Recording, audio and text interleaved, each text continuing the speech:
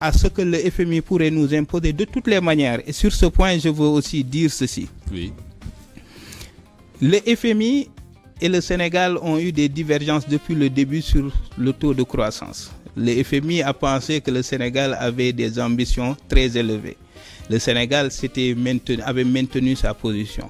Mais vous avez vu que le récent rapport que le ministère de l'économie a sorti, le FMI, là où en 2026 l'État a misé sur un taux de croissance de 5%, le FMI leur disait non, c'est 3%. Mais le gouvernement lui-même maintenant a accepté que le taux de croissance en 2026 allait être de 2,5%.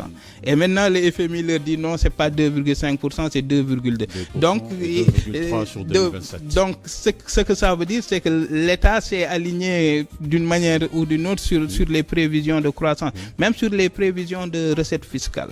L'État misait sur des recettes fiscales, sur des recettes qui allaient tourner autour de 5 300 milliards. Mais avec le rapport qui vient de sortir que le ministère de l'économie a publié, l'État a coupé presque 500 milliards sur ses recettes. Quelle lecture en avoir ? La lecture, c'est que l'État est en train de devenir plus optimiste.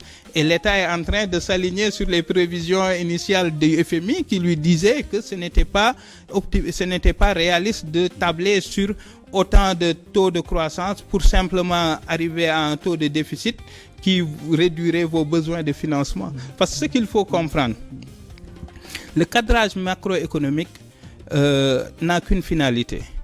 Finalement, c'est bien cerner le déficit et en cernant bien le déficit, pouvoir définir le besoin de financement de l'État pour couvrir ce déficit-là, mais aussi pour investir. Alors, aujourd'hui, le FMI leur dit, si vous tablez sur un taux de croissance de 6,7%, un taux de croissance de 5%, ça veut dire que si vous tablez sur un taux de déficit de 5,4%, nous, on vous dit que ce sera 6,7%. Cet écart-là, ça veut dire que le besoin de financement va être beaucoup plus important. Et puisque votre besoin de financement va être beaucoup plus important, en ce moment-là, vous risquez d'avoir des impacts sur la soutenabilité de votre dette. Et à partir du moment où vous allez avoir des impacts sur la soutenabilité de votre dette, ce que ça veut dire, c'est que vous pourriez être amené à restructurer. Donc aujourd'hui, le point d'achoppement entre l'État du Sénégal et le FMI, c'est le niveau du déficit. Le Sénégal dit que moi, d'ici 2027, je peux arriver à 3%.